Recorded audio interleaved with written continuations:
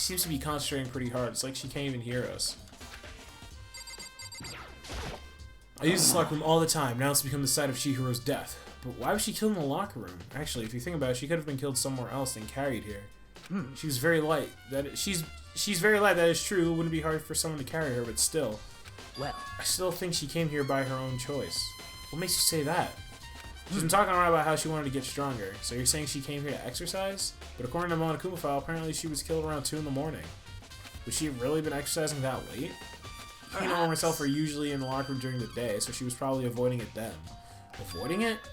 Although we invited her to join us more than once, she never showed up, so I can only assume she was trying to avoid us. Instead, she came to exercise in the middle of the night?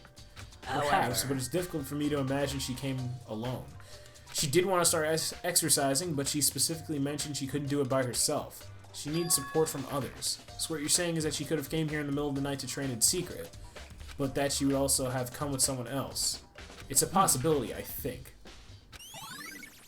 Sakura's account has been added to the truth bullets. Dude has a real complex about being weak. You hear Chihiro talk about it, right? I need to get stronger. Yeah, I do remember she said that more than once. Sure did, which I guess explains the trip down here. But did she really need to get stronger that badly? You already mentioned it, but she was a girl after all. Most girls aren't all that strong. I don't know, man. Haven't really thought about that stuff. Cause of Chihiro's complex. Can't help wondering what it might be. Now I believe it's about time for us to move on. Already? Well, I mean, we've been in the same spot for a while now. So if I was hurry up and proceed.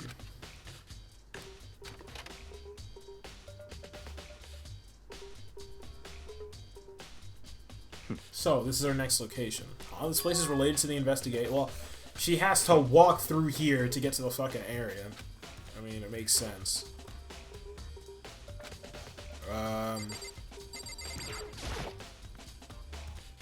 Boogie boards. Got Monokuma bucks. What about the boys' locker room? I remember, right? This card memory is to work with our handbooks, right? Do you have an issue with it? If so, you should take it up with Monokuma. He said that, then quickly and sharply clapped his hands together. Did you called for me? Has he been domesticated? Seems that Makoto has a question for you. Sure, what's up? Well, it's just about this card reader. Yeah, the card readers have all been designed to interface with each of your e-handbooks. You can only enter the locker room corresponding to the gender listed in your individual handbook. And it's impossible for 2 people in a row to go through while the door is unlocked, correct? If there were some sort of erotic terrorist on the prowl, the ceiling's mounted Gatling gun would initiate a Swiss cheese slaughter. And the school regulations prohibit anyone from lending someone else their handbook, correct?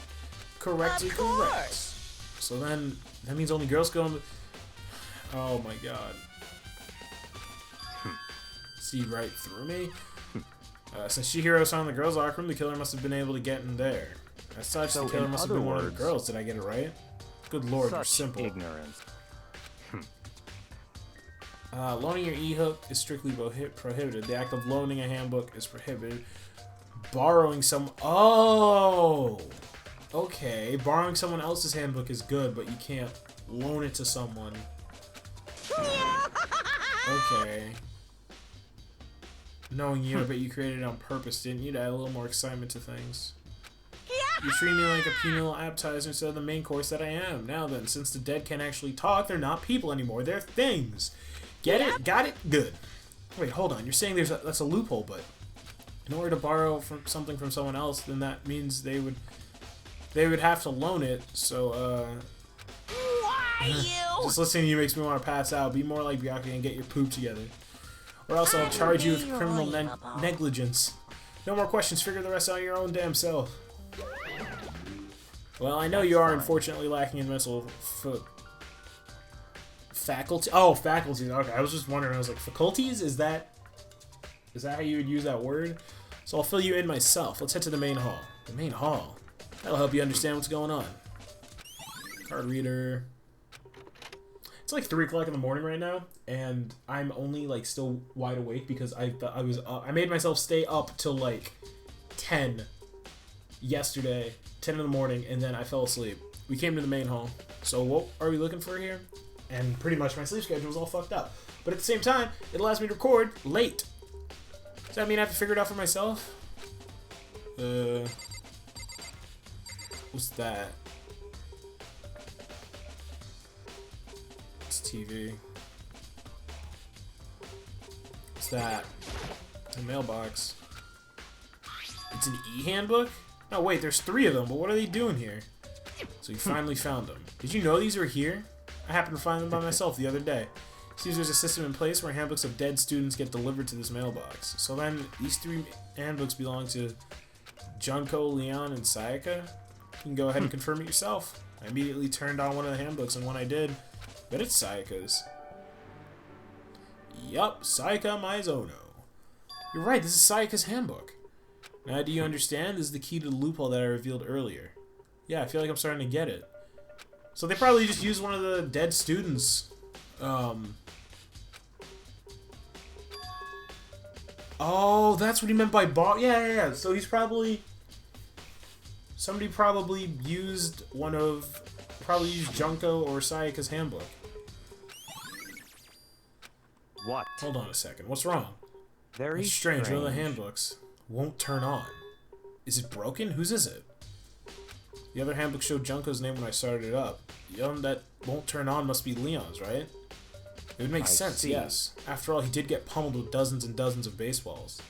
Pummeled with baseballs. The memory of it came flooding back. That cruel punishment which led to Leon's death. The execution that mastermind concocted. A cruel, heartless death. You're right, it wouldn't be surprising for the handbook to break during that kind of assault. Hey, hey! Hey, hey, hey, hey, hey! Making... Hey! Now I'm ready. What? The e-handbook is essential to student life here. Crucial, integral, instrument, and super big deal. There's no way it would break that easily. But it did. If I say it wouldn't break, it wouldn't freaking break. It can withstand up to 10 tons of pressure and is waterproof up to 100 meters, okay? I don't care how many baseballs you hit with it, it wouldn't do crap.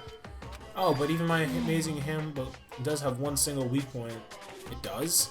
But it's a secret. I won't let you go breaking any more handbooks. Then Leon must have broken it somehow without realizing what its weakness was, right? Oh, hard to say. You know what I think? I think his handbook isn't actually broken. What? But you might ask, how could that be?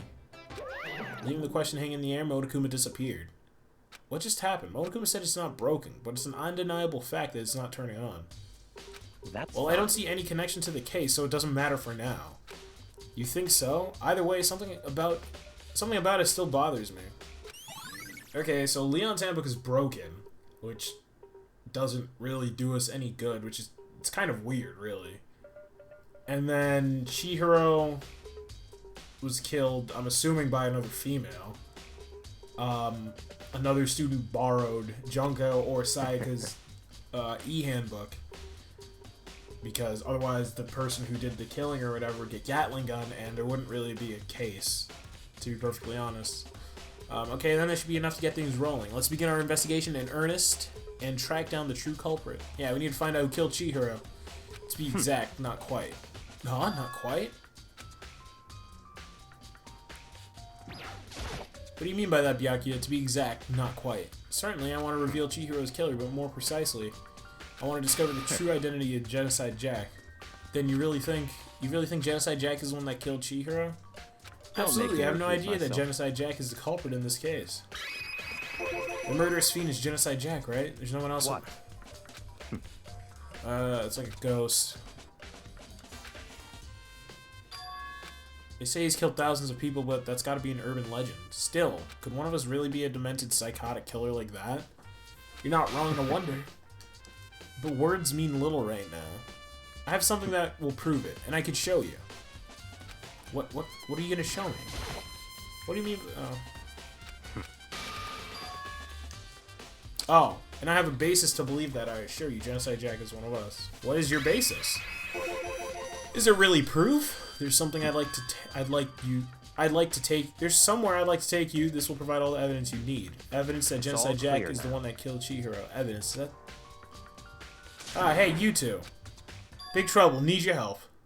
We're busy. Leave us alone. To play with you. But it's an emergency. Emergency. Come on, please. You gotta help me. Okay. What's up? This is a serious emergency. Please, please. You gotta help me. Just calm down, okay, Hina? Because, I mean... God, what's the emergency? Something's wrong with Toko. She's acting super strange. Well, I mean, she was acting pretty strange earlier, right? What should we do, Byakuya? Since it's Toko, I admit I'm intrigued. I suppose we could take a second and see what's wrong with her. You sure? Don't make me repeat myself. I didn't expect that. I thought for sure he'd just say no, and that'd be the end of it. Okay, okay, come on, let's hurry. Wait for us, Hina. Let's go. That's the dorms. Toko's room. Alright. Junko's room. Such ignorance. Oh, wow. That was mean. Knock on the door. You said go to Toko's room. Am I wrong? God damn it. Yeah, it said to Toko's room. Okay, let's go to Toko's room. Oh my god, do I got... How do I do the thing where I, like, ping everything? Oh my god. Just go to Toko's room, and I'm in front of Toko's room. Unless... I gotta turn... Oh my god! You guys are too slow. I think you're just too fast. So, what's this emergency? So, After what happened in the girls' locker room, we left Toko in her room so she could just lay down. After a while, we came back to check on her, you know, see how she was doing. But when we did, it was weird. She refused to come out, and she kept saying all this weird stuff. Weird stuff? We should try talking to her ourselves. Yeah, good idea. The door swung open slowly and silently.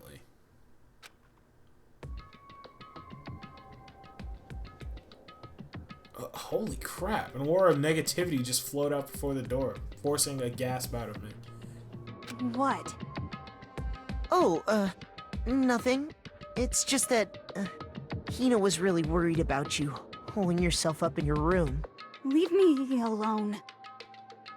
Yeah, sure thing. But, could you open up, just for a second? Won't allow it. Huh? I won't let Genocide Jack have control. And just like that, she slammed the door in my face. What was that? She's been acting like that the whole time, when I rang a little while ago.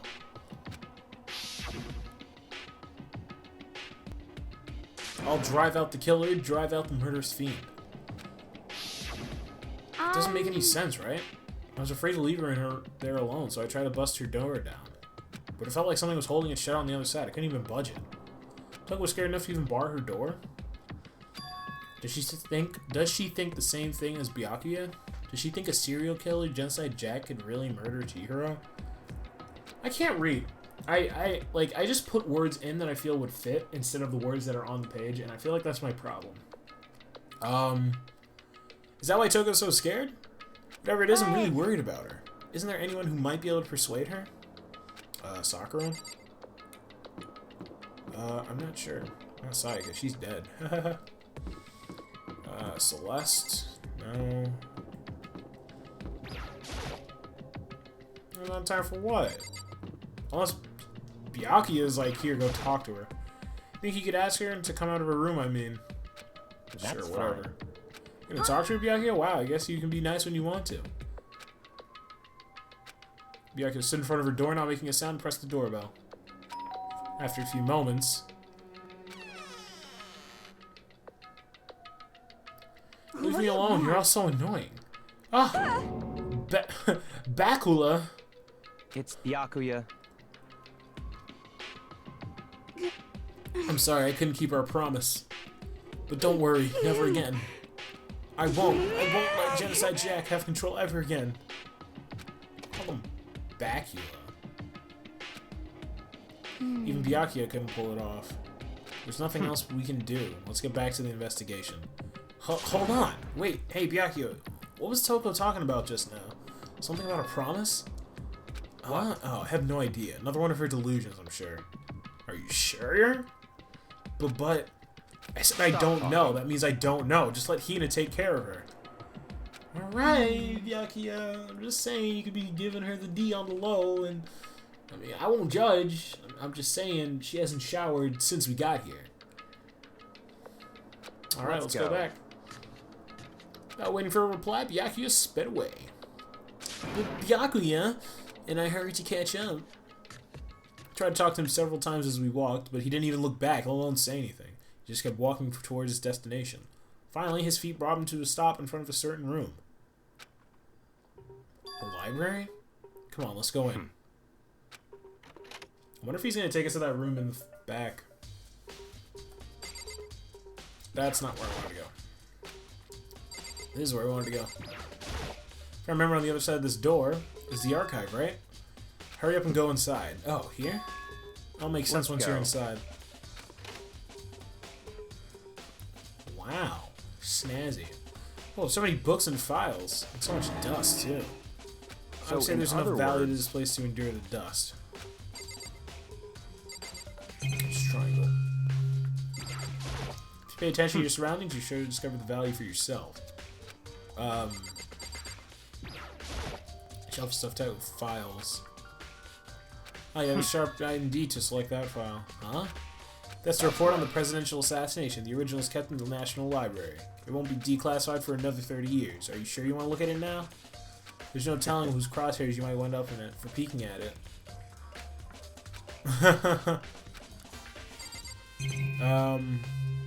What about this?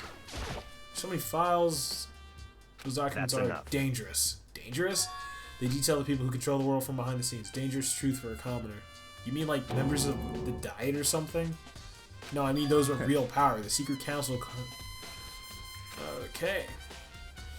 I feel like he's just living in his own like mystery novel. Like that's what it seems like.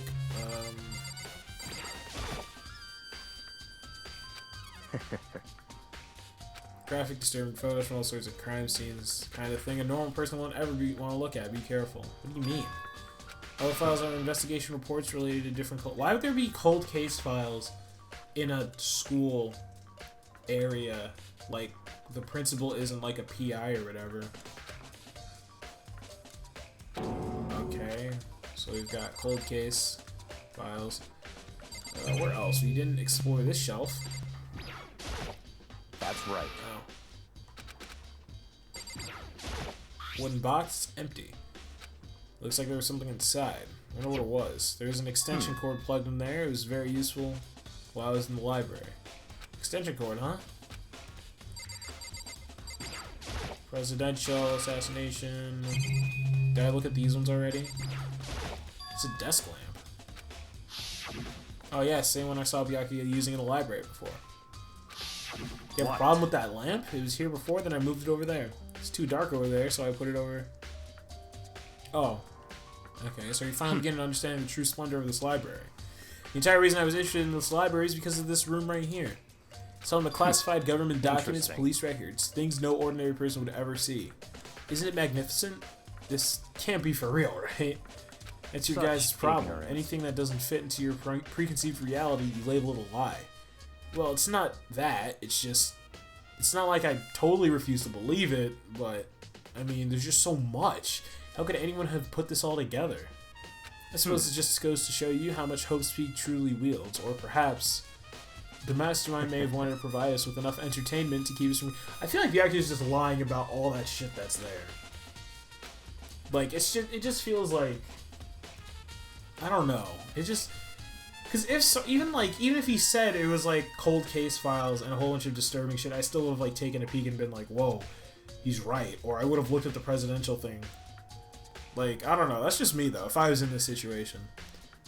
Oh, what's wrong? You still can't believe it? What about you? How can you believe it so easily? Things like that are usually impossible. What do you mean usually? Usual, normal, ordinary, simple? Those things don't exist anywhere in the real world. If you don't understand what they actually represent, you don't understand the nature of anything. You don't pull your punches, do you? Besides, what you consider usual is based on your common sense, right? But what makes you think your own common sense applies to me at all? I'm pretty sure what I just said made zero sense. I think I mixed up like 2 words or whatever. The documents gathered here are genuine. I have reviewed them multiple times, so there's no doubt. Hold on a second. You saying you've read all these documents and more than once? But all this has to be like top secret confidential stuff, right? So why? My family has a reading room just like this at our home. Ours is bigger, of course, and not as dusty. Huh? Members of the Sagami family have access to any variety of government-related documents. That includes foreign powers as well as domestic. How's that possible? I already told you there's a secret council that controls the world from the shadows. My family is a member of that council. You're part of the Illuminati.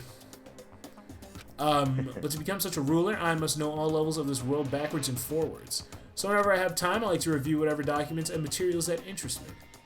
Which is why I can proclaim without a doubt that the materials gathered here are the real thing. This is beyond believing or not believing. Byakuya is actually starting to scare me more than the actual mastermind. What always interests me were the cold case police report investigations. Reading through those reports has always been a hobby of mine even since I was little.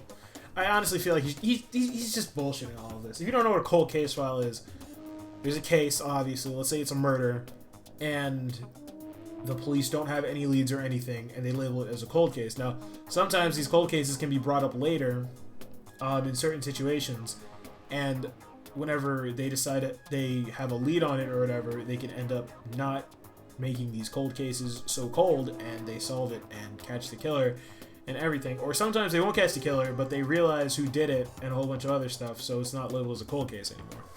I learned that from watching Law and Order SVU, and I think CSI or Criminal Minds. I'm not sure.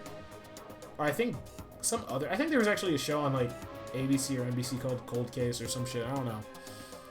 It's excellent mental exercise. I've solved more than a few of those cases just by reviewing the reports. And among all those reports, one of my recent favorites is Genocide Jack case. As he talked, Byakuya grabbed a specific file from the shelf. This is the complete case file. Every single report surrounding the Genocide Jack cases have been compiled in here. Because there are so many, allow me to quickly summarize the main points. To begin, there are two notable characteristics in every Genocide Jack murder. The first characteristic is that every crime scene, the word bloodlust is written in the victim's own blood. And the second is when the victims are murdered, their bodies are suspended in a certain way. Bloodlust is written in blood and the victim's body is suspended. It's exactly the same as what happened to Chihiro. Save your surprise, the best part is yet to come. For the second characteristic, where the victims are suspended, the only ones who knew about the particular fact were members of the police and other higher-ups. By all accounts, nobody in the media ever found out. Huh? In other words, no one on the news, no one online, nobody knew about the aspect of each crime. Only key officials and the killer himself knew about the act of mounting the victim. Now, if you recall Chihiro's corpse, another flashback to her corpse, her body was most certainly mounted in this fashion. So how could the killer have known about suspending the victim? That's oh, right. Shit, that's right. Because if nobody online or anybody knew about that, in fact, the answer is quite simple. So, in other words, the culprit is not a copycat, but it's the real Genocide Jack.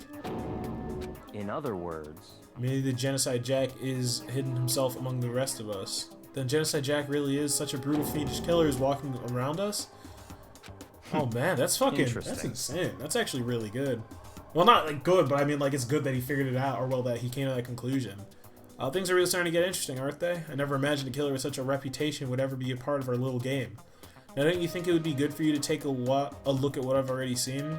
You might just manage to ferret out a clue or two. If you get down on your knees and beg, I might even show you myself. I don't look at... That's right.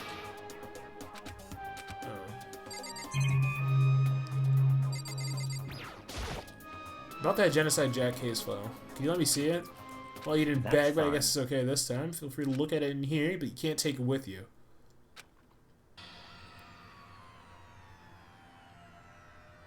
I like how it just says it right there. I'm assuming it would say it in Japanese, but... Rebecca handed me the file and I flipped through it with tense, nervous fingers. Suddenly, my hand stopped. I reached to the page where photos of the scene that each crime had been collected. It's a lot of fucking scissors. Genocide Jack's victim ran off for several pages. The victim suffered multiple stab wounds. Genocide Jack must be strong as fuck, considering how he used custom-made scissors to pin a person to a fucking wall. Ken Harada, 32, Tetsuhiro, Honda 17, Shoji Gaku 23, Kano Issei 14. He killed a 14-year-old? This guy has like, I don't get it though. This guy doesn't have a motive. Like, because most serial killers, they like kill people. Like, there's a serial killer who only kills fucking females, or only kills males, or only kills like kids or whatever. But this guy, he killed like two 30-year-olds, a 20-year-old, and a 14-year-old. One thing came perfectly clear as I read. All the killer's countless victims were killed and suspended in the exact same way. And at the scene of every murder, the word bloodlust was written in the same person's blood. Let's take a look at the next page and you'll find another interesting tidbit. Next page. Profiling results. All the crimes took place either on weekdays or at night, or during holidays, either day or night. Most common time for the killings to take place was on holidays in the afternoon. Based on these facts, it had been suggested that the suspect may be a student. Evidence suggests that the suspect lingered at the scene, but when they did leave, they were in a panic. Because an eyewitness would never come forward, it's unlikely there's an external reason for this. This confused behavior suggests that the suspect may potentially suffer from dissociative identity disorder. So in Key other point words, here is that the culprit may well have a split personality. I feel like it's Toko, because she was saying that she won't let Genocide Jack take over, and she was just spazzing out about that. So I'm part of another totally unbelievable story, but this one's way more unbelievable than anything else up till now. And it makes sense because students are off during the holidays, obviously, and the person killed in the afternoon. Huh. That actually really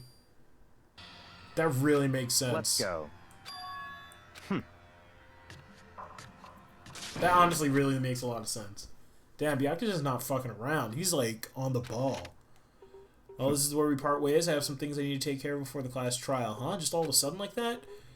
Come on, enough of your annoying misapprehensions. Did you really think we'd be together this whole time? Take responsibility for yourself and do something useful. Move the investigation forward on your own. Well, goodbye. But just like that, he was gone. Just as quickly as he asked me to join him, he cut me off. In the end, I felt like I was just sort of plaything getting tossed around. At the same time, I uncovered some really important clues thanks to him. Genocide Jack. He's the one who killed Chihiro. And that murderous fiend is one of us. But who is it? I have to find out no matter what it takes. And to do that, there's somewhere I have to go to investigate one more time. I have to go back to the crime scene, the girls' locker room. I should check the boys' locker room too. And the others might have come up with some info I might find useful while I'm at it. I need to find out everything I can. Oh man, this shit has gotten pretty fucking intense.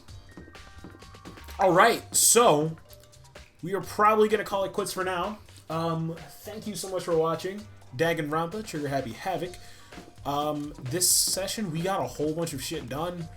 I can't really promise when I'm gonna be recording this again, because the class trials require a lot of time, and I can only really record for like an hour at most when I'm at school. So the class trial for this might be a little bit delayed. So yeah.